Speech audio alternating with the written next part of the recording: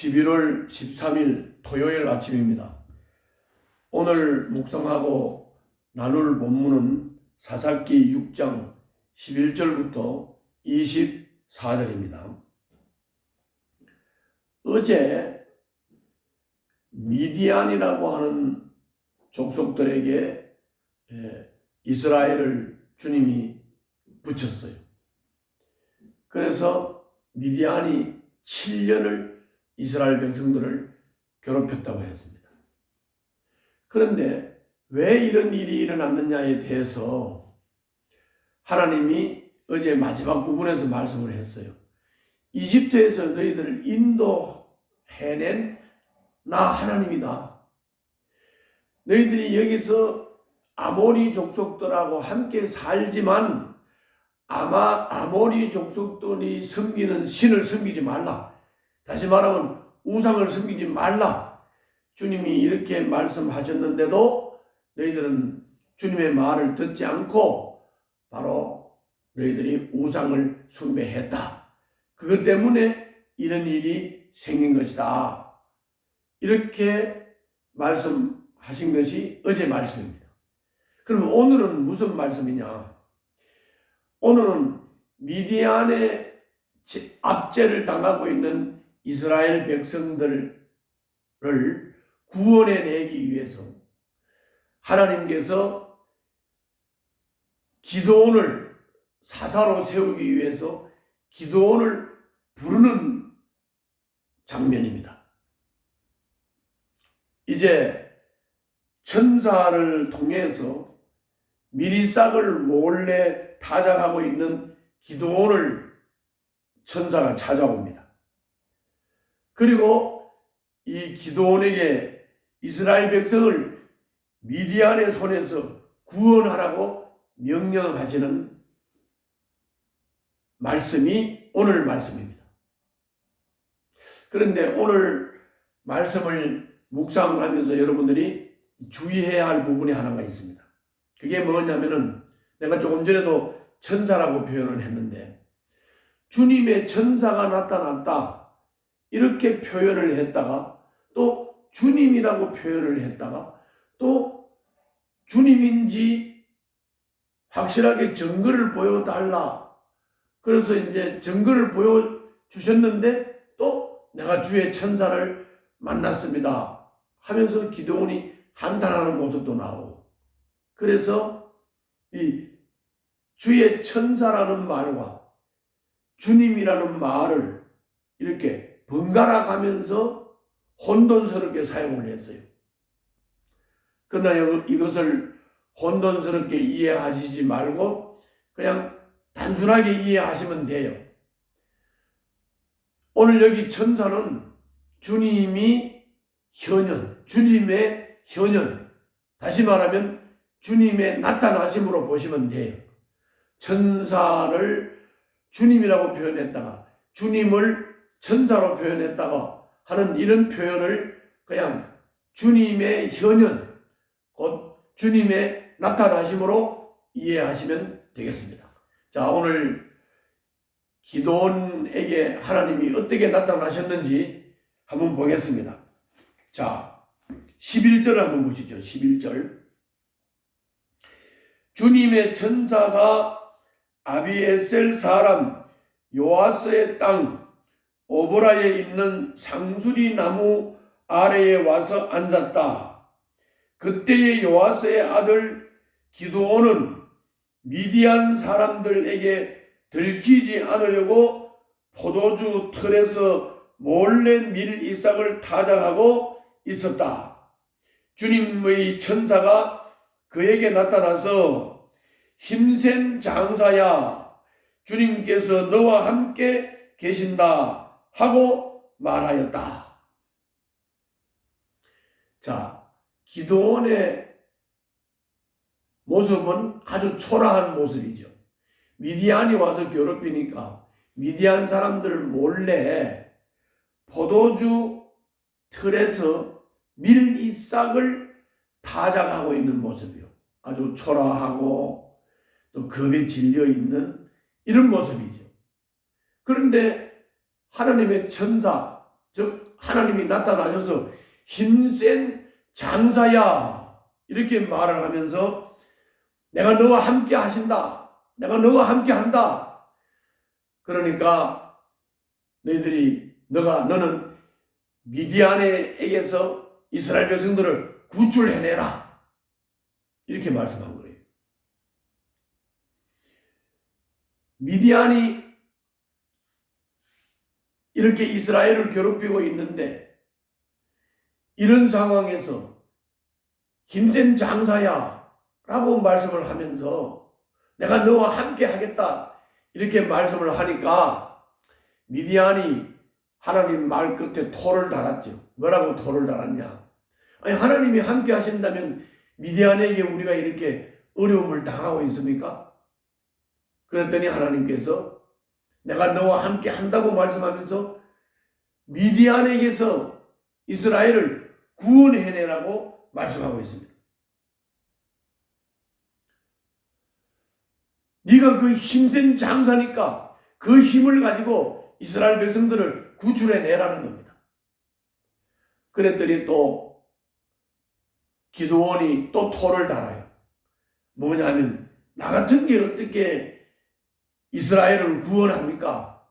나는 므낫세 지파 중에서도 가장 약한 지파 사람입니다. 그래서 나는 그럴 능력이 없습니다. 그랬더니 하나님은 내가 너와 함께 할 것이고 네가 마치 한 사람을 쳐부수는 것처럼 쳐부술 것이다. 이렇게 말씀했어요. 자, 여기에 흐름을 잘 보세요. 말씀의 흐름. 초라한 모습, 겁에 질린 기드온에게 힘센 장사야 이렇게 말씀하신 주님이 그 힘을 가지고 이스라엘을 구원하라. 내가 너와 함께 하겠다. 나는 아주 약한 므낫세 지파 중에서도 가장 약한 족속인데요. 그랬더니 내가 너와 함께 한다. 네가 한 사람을 쳐부수는 것처럼 쳐부술 것이다.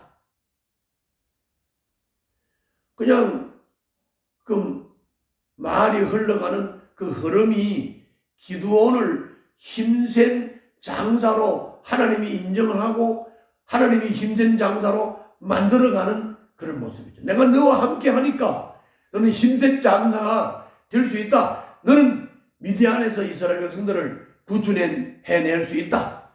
이런 거죠. 자, 그랬더니 기드온이 이제 이번에는 또 토를 달아요. 그러면 내가 나에게 말씀하시는 분이 진짜 주님이라는 증거를 좀 보여주세요. 그러면서 내가 음식을 좀 준비해가지고 올 테니까 가시지 말고 여기서 기다리세요. 그래서 이제 갔다 오라고 기다리겠다고 했습니다. 그래서 이제 이 기드온이 준비를 해가지고 이제 빵도 준비하고 고기도 준비하고 국물도 준비하고 이렇게 돌아와서 하나님께 이것을 드렸습니다. 자, 우선 여기의 내용을 잠깐 한번 보겠습니다. 본문을 16절부터 한번 보겠습니다. 16절부터. 그러나 주님께서는 내가 반드시 너와 함께 있을 것이니 네가 미디안 사람들을 마치 한 사람을 쳐부수듯 쳐부술 것이다 하고 말씀하셨다. 기드온이 또 주님께 아뢰었다. 참으로 나를 좋게 보아주신다면 지금 나에게 말씀하시는 분이 정말로 주님이시라는 증거를 보여주십시오. 내가 예물을 꺼내와서 가져다 놓겠으니 내가 돌아올 때까지 떠나지 마십시오. 그러자 주님께서 대답하셨다. 내가 돌아올 때까지 내가 그대로 머물러 있겠다. 기드온은 즉시 가서 염소 새끼 한 마리로 요리를 만들고 밀가루 한 에바로 누룩을 넣지 않은 빵도 만들고 고기는 바구니에 담고 국물은 그릇에 담아 상수리나무 아래로 가지고 가서 천사에게 주었다. 하나님의 천사가 그에게 말하였다. 그 고기와 누룩 넣지 않은 빵을 가져다가 이 바위 위에 놓고 국물을 그 위에 부어라. 기드온이 그대로 하였더니 주님의 천사가 손에 든 지팡이 끝을 내밀어 고기와 누룩 넣지 않은 빵에 댔다. 그러자 불이 바위에서 나와서 고기와 누룩 넣지 않은 빵을 살라 버렸다. 하나님이죠, 이분이. 제물을 지키는 대로 했더니 지팡이를 딱 갖다 대자 불이 내려와서 제물을 살랐다. 이건 주님이 드셨다, 이런 말이죠. 바로 이분이 주님이시죠. 그러자 기드온이 주님을 배웠다고, 주의 천사를 배웠다고 떨면서 막 고민을 해요. 그러니까 22절 끝부분에서 이렇게 고민을 해요. 주 하나님, 내가 주님의 천사를 대면하여 배웠습니다. 그랬더니 23절. 그러자 주님께서 그에게 말씀하셨다. 안심하여라. 두려워하지 말아라. 너는 죽지 않는다. 하나님을 죄인이 배우면 죽게 되어 있거든요. 그래서 기드온이 고민을 했던 거예요. 그런데 너는 죽지 않는다고 했어요. 죽을 사람을 죽지 않는다고 했으니까 하나님과 사람 사이에 평화가 이루어진 것이죠. 그래서 기드온은 그곳을 여호와 샬롬, 그 제단을 여호와 샬롬이라고 했습니다. 그것이 오늘날까지도 아비에셀의 사람의 땅인 오브라에 서 있다, 이렇게 말씀했습니다. 여호와 샬롬은 하나님과 평화. 하나님 앞에서 죄인이 죽게 되어 있는데 죽지 않고 살려주셔서 하나님과 사람 사이에 평화, 기드온과 평화를 이루었다. 그래서 여호와 샬롬이라고 그 제단의 이름을 붙였고, 그래서 여호와 샬롬은 하나님과 평화하다, 하나님과 평화를 유지하다, 하나님과 평화 관계를 갖다, 이런 뜻입니다. 자, 이제 내용을 이렇게 요약해서 말씀을 드렸습니다. 본문도 읽어보면서 이제 내용을 알았습니다. 이제 여기에 따라서 우리가 교훈을 한번 살펴보도록 하겠습니다. 기드온은 힘센 장사가 아니고 겁에 질려있는 아주 초라한 사람이었습니다. 그런데 하나님이 기드온을 힘센 장사로 만들어 갑니다. 기드온은 미디안 사람을 피해 숨어서 타작하는 초라한 모습이죠. 그는 하나님이 이스라엘을 버린 것을 원망했던 사람입니다. 보잘것없는 집안에 아무 힘도 없는 자신의 처지를 비판하고 비관했던 사람입니다. 주님은 그런 기드온을 격려를 하셔서 힘센 사람으로 만들어 가십니다. 그와 함께 하겠다고 약속하십니다. 그렇습니다. 무력해진 우리 인간들도, 여러분과 저의 삶도 주님이 함께 하시면 힘있는 삶이 됩니다. 주님이 함께 하시면 힘센 장사로 도약할 수가 있습니다. 그러므로 자꾸 기드온처럼 비관하고 원망하고 나는 힘이 없습니다, 이러지 말고 주님이 함께 하시면 나는 힘센 사람이 될 수 있다, 힘센 장사가 될 수 있다, 이 말씀을 믿고 주님이 함께 하심을 인지하고 주님과 함께 동행하며 하나님의 큰 일을 이루어가는 여러분들과 제가 되어야 되겠습니다. 또 한 가지는 기도는 확신을 갖기까지 의심하고 질문을 합니다. 감히 주님의 말씀에 반론을 제기하면서 주님께 질문을 던지고 또 증거를 요구하는 기도원의 모습을 봅니다. 기도원의 모습이 어떻게 보면 불신이 가득한 것처럼 보입니다. 사실은 불신이라기보다는 주님과 믿음의 관계를 맺어가는 과정입니다. 과정. 의심과 질문이 없는 믿음은 광신입니다. 맹신입니다. 믿는 척 하는 것보다 진솔하게 믿고 따지는 것이 더 낫습니다.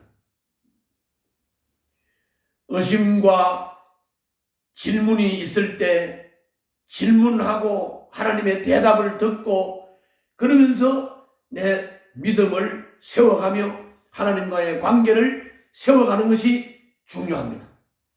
오늘도 그런 하루가 될 수 있기를 바랍니다. 기도하겠습니다.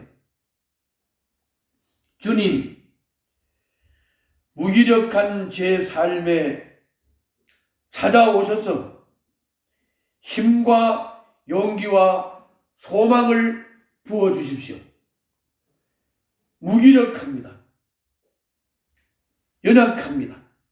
그러나 주님이 함께 하시면 할 수 있다는 확신을 주시옵소서. 예수님 이름으로 기도하옵나이다. 아멘.